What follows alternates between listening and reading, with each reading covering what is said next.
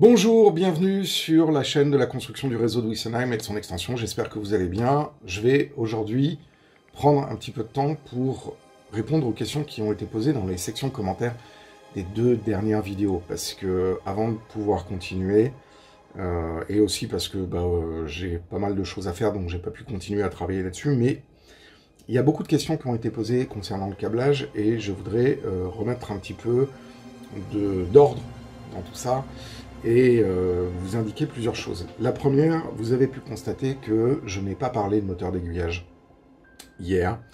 Je n'ai pas non plus parlé de comment on allait s'occuper des pointes de cœur.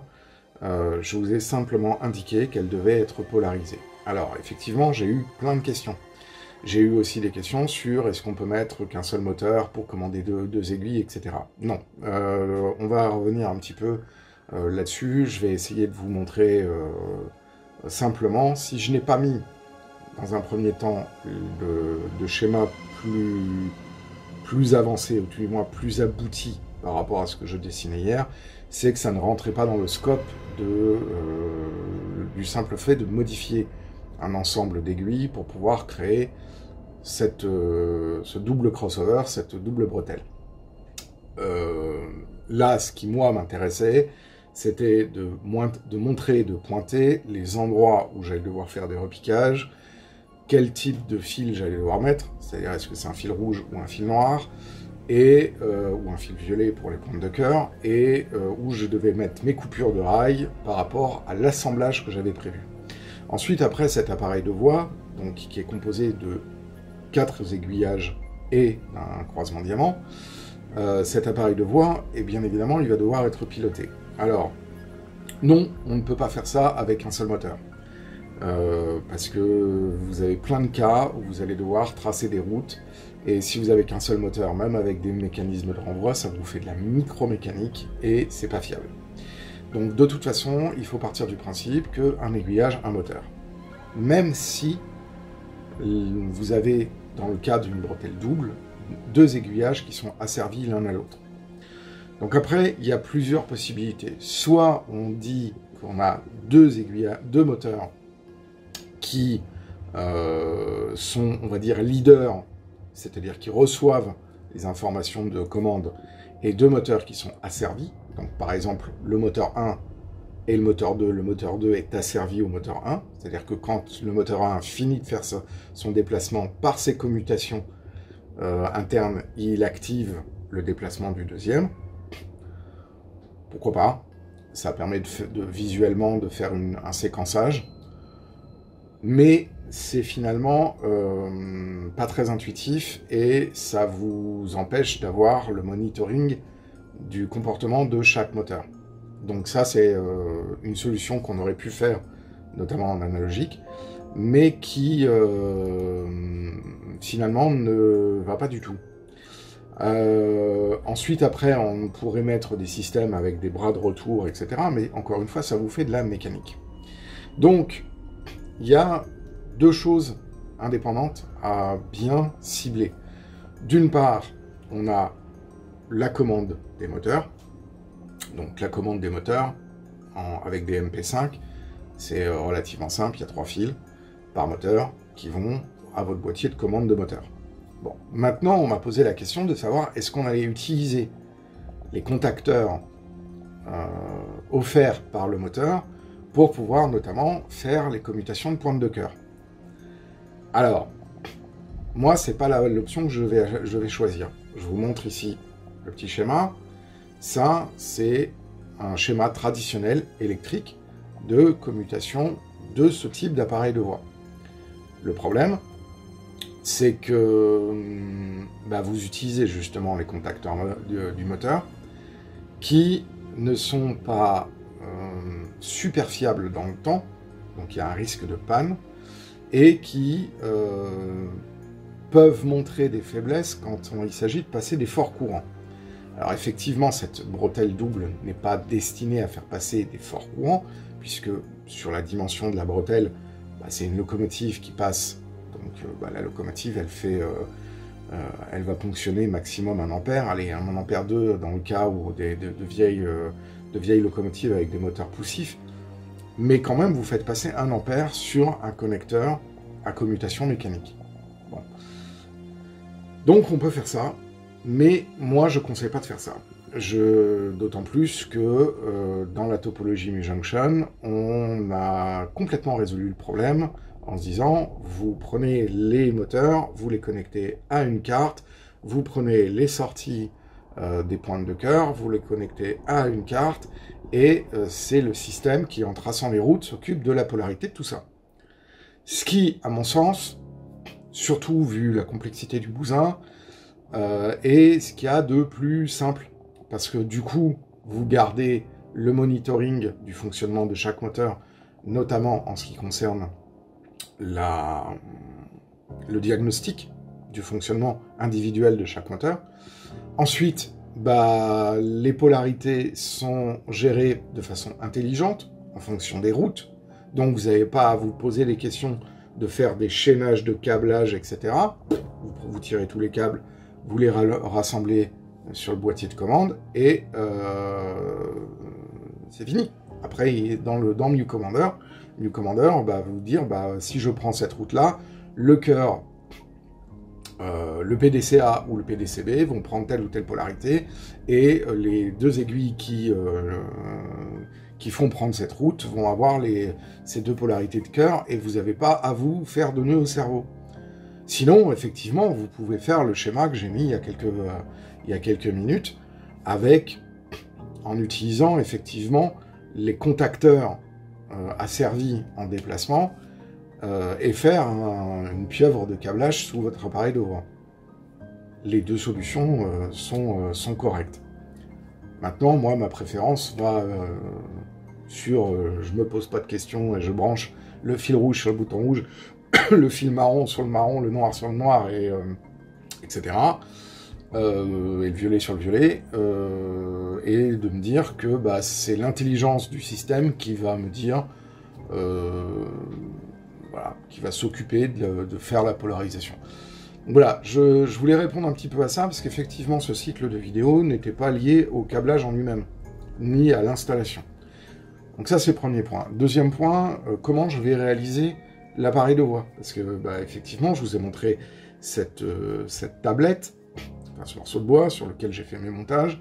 Ça, c'était visuel pour pouvoir me permettre de me dire, bon, j'ai quand même 4 aiguilles à 25 balles pièce, plus le cœur diamant à 20 balles pièce, donc j'ai pas loin de 100 balles de matériel.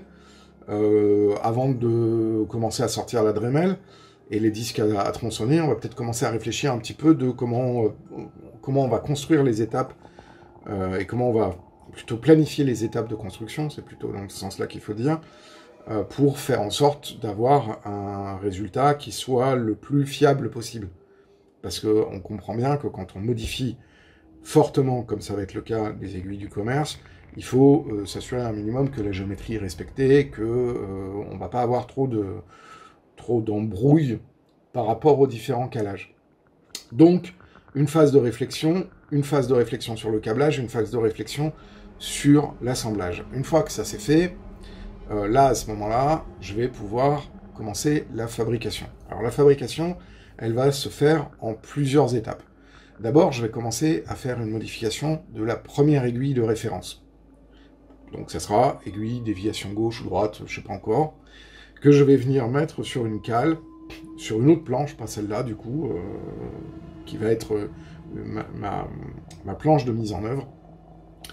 Et donc on va préparer la planche de mise en œuvre. La planche de mise en œuvre, ça va être assez simple. Ça va être une plaque de contreplaqué de 10 mm sur lequel je vais recouvrir, je vais faire une gouttière. Donc la gouttière, elle va prendre la largeur de l'appareil de voix. Je vais mettre du trackbed ou assimilé. Là en l'occurrence, pour des raisons de dureté du matériau, par rapport à l'ensemble et à ce que j'ai fait sur Witzenheim, je vais utiliser quelque chose qui est assez équivalent au liège qui est là. Je ne vais pas utiliser du liège, je vais utiliser les bandes que m'a passé Thierry François de la société Maquettis, les bandes Minitech. Donc je vais me faire une empreinte sur cette plaquette de 10 mm. Et je vais ensuite visser de chaque côté 2 gouttières de calage qui vont me permettre de maintenir ma géométrie bien parallèle. Parce que quand on va monter les aiguilles, ça va être assez... Enfin, surtout, ce qui est très important, c'est de maintenir une bonne géométrie. Or, mes 2 géométries de référence, bah, c'est les 2 voies parallèles. Donc, et puis l'écartement extérieur-traverse vers extérieur-traverse des 2 voies parallèles. Donc, ces deux guides vont être posés temporairement, vissés temporairement sur cette plaquette, pour me permettre de faire le montage. Donc du coup, il faut bien distinguer 2 choses. La première étape va être sur la création de l'appareil de voix en lui-même, c'est-à-dire tronçonnage, modification, assemblage. Ça, c'est la première étape. La deuxième étape, ça va être câblage de cet ensemble par rapport à ce que je vous ai montré dans la vidéo d'hier. Et ensuite, après, l'étape suivante, ça va être la mise en place des moteurs d'aiguillage, les câblages, donc la finalisation des câblages, c'est-à-dire la mise en place des droppers, etc. Et la dernière étape, ça sera la mise en place de cet ensemble sur l'emplacement qui est prévu, c'est-à-dire derrière les bocaux qui sont ici. Voilà, donc moi je ne me mets pas la pression sur ça. Comme ce sont des modifications qui sont très minutieuses, il va falloir en conséquence s'équiper de choses intéressantes. Et malheureusement, je vais avoir besoin de disques de Dremel et je n'en ai plus. Donc j'utilise des speed click, c'est ça. Donc là, vous voyez, l'état de celui-là est quand même déjà bien amoché et en termes de diamètre. Si on compare avec un speed click neuf, qui est pas du tout prévu pour cette matière-là, puisqu'il est prévu pour le PVC. Non, il est même pas neuf, d'ailleurs, celui-là, pour le PVC. Et vous voyez, en termes de diamètre, je suis pas bon. Là, il est quasiment neuf, mais il est prévu pour du PVC. Donc, je peux pas l'utiliser pour tronçonner les rails.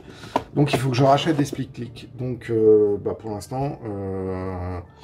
ça doit être le début du mois, j'ai pas des achats à faire. Donc, c'est pas grave, je vais commencer à préparer mes gabarits et je continuerai ce cycle de vidéos au fur et à mesure du matériel que j'ai.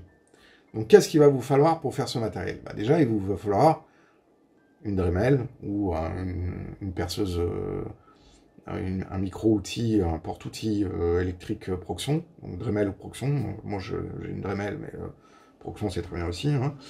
Évitez d'utiliser les machins style Parkside, etc. J'en avais déjà parlé au niveau des outils, parce que la concentricité de ce genre d'outils est pas super, etc. Bon, bref, c'est matériel de mauvaise qualité, travail de mauvaise qualité. Hein. Bon, voilà. Donc il faut des disques à tronçonner, il faudra aussi de la brasure, de la soudure. Alors pour moi là c'est celle qu'on a dans la boutique de Mu-Junction, hein, avec 40% de plomb. Donc du coup voilà, il faut du flux. Il va vous falloir aussi des couteaux X-Acto pour pouvoir couper précisément et raser les tampons sans tout bousiller, les tire-fonds, pardon, sans tout bousiller, et une bonne dose de patience. Voilà. Et ça, malheureusement, c'est conjoncturel, la patience. Donc, mais, ce qui est important, c'est que, au plus on prépare un chantier, en amont, au moins on a de mauvaises surprises. Je n'ai pas parlé non plus dans le fait que chaque aiguille va être modifiée comme j'ai l'habitude de faire. C'est-à-dire que les traverses vont être retaillées, que les pontages des pointes de cœur que Peco met par défaut vont être enlevées, et la traverse de translation de chacune des aiguilles va être retouchée, amincie, pour ressembler un peu plus à quelque chose de réaliste. On m'a posé la question de savoir si c'était pas intéressant de souder une plaquette de circuit imprimé pour remplacer la tige de translation des aiguilles Peco. Alors, il y en a qui le font, moi, non. Pourquoi? Parce que les aiguilles Peco, contrairement à d'autres marques, les lames d'aiguille sont façonnées par pliage, et il y a une espèce de petit crochet qui vient sur la traverse plastique, et que modifier ces lames d'aiguille pour justement les mettre en place et les souder sur des plaquettes, c'est faire des modifications plus lourdes encore et encore plus hasardeuses au regard de la fragilité de l'ensemble. Donc il y a une traverse en plastique, je la modifie, je l'amincis, je la remonte, ça me va déjà très bien. Voilà. On m'a posé aussi la question de savoir pourquoi je ne construisais pas des appareils de voix, donc ce genre d'appareil de voix, ce double crossover, cette double bretelle, avec notamment la gamme que proposait Apogee Vapeur. Alors Apogee Vapeur a décidé le 30 janvier d'arrêter l'intégralité de sa gamme VMMM. À mon grand regret pour lui, parce qu'il avait développé une gamme qui était très intéressante, mais force est de constater que s'il l'arrête, c'est que les raisons économiques ne sont pas favorables. Alors, il y a plein d'explications là-dessus. D'une part, ça demande un outillage qu'il fournissait par ailleurs, qui était quand même assez onéreux. Ça nécessitait encore plus de patience, et façonner des lames d'aiguille, ça doit se faire avec un outil spécial, avec des limes, et que c'est pas à la portée de tout le monde. En tout cas, les gens qui ont la philosophie maker et qui pratiquent déjà les kits laitons, etc., qui sont familiarisés avec le façonnage du MyShore, les limages, etc., arrivent à le faire, mais force est de constater que c'est pas pour les débutants. Alors déjà, cette modification d'aiguille du commerce n'est pas pour des débutants, ça je vous le dis, hein, clairement, les débutants, faites vos armes d'abord sur des appareils de voix simples, avant de commencer à enchaîner ce genre de montage, parce que c'est une fois que vous avez la maîtrise des outils, etc., que vous allez pouvoir commencer à aborder des appareils de voix un peu plus chevelus. Or ça, c'est un appareil de voix qui, en termes de difficulté sur l'échelle de 1 à 10, se place déjà à 7 ou 8. Hein. Il y a des trucs encore plus chevelus qui ont été faits, mais là, ça commence déjà à être une modification assez sympathique. Donc faire des appareils de voix de A à Z avec du matériel que vendait, malheureusement il ne vend plus, Apogee Vapeur, ça nécessitait une gymnastique et une maîtrise que moi, à titre personnel, je dois bien avouer, est au-delà de mon scope, un, de capacité de prise de tête, et deux, de maîtrise tout simplement des outils. Donc c'est pour ça que je suis parti sur cette chose-là. Alors ensuite, après, il y a une autre question qui m'a été posée. Pourquoi j'utilise des aiguillages courts? Alors en fait, les aiguillages courts, soyons clairs, les SLE 191 et 192 ne sont pas du tout à l'échelle. Hein, ce sont des aiguilles très courtes, à un rayon très ramassé, et qui, d'un point de vue du modéliste, sont plus un héritage du train joué qu'autre chose. Mais le problème, c'est que sur mes voies en impasse de gare, je n'ai qu'une dimension assez restreinte de distance en ligne droite pour pouvoir placer cet aiguillage et placer le tiroir de manœuvre. Parce que, en fait, comment ça va fonctionner typiquement à cet endroit-là? J'ai donc cet appareil de voie, et derrière, j'ai un espace de tiroir de la locomotive. Donc la locomotive, elle arrive, elle s'arrête avant ce tiroir, cette double bretelle, il y a le dételage, elle passe sur l'autre voie, et elle utilise la deuxième voie pour retourner vers le dépôt. Donc, j'ai besoin, derrière l'aiguille, en aval, j'ai besoin d'au moins 35 cm pour pouvoir caser la grande majorité des locomotives qui seraient amenées à être dételées. Or, si j'avais utilisé des aiguillages standards, donc ce qu'ils appellent les rayons moyens ou les aiguillages modélistes, c'est-à-dire les grands, je n'avais plus assez de place pour mon tiroir de manœuvre sur les deux voies. Or, c'est une bretelle double, donc ça veut dire que sur la voie 1 et sur la voie 2, je peux avoir, si la voie 1 est occupée, j'utilise la voie 2 pour faire mon retour au dépôt, et si la voie 2 est occupée, j'utilise la voie 1 pour faire mon retour au dépôt de la machine. Donc effectivement, j'ai été contraint d'utiliser ces appareils de voix courts qui ne correspondent pas au canon ni à réalisme, parce qu'il y a un moment donné, Wessenheim, c'est aussi et avant tout un réseau d'exploitation. Donc il y a des fois, la compression spatiale et la place disponible fait que je suis obligé de faire des arbitrages. Et là, typiquement, c'est un arbitrage.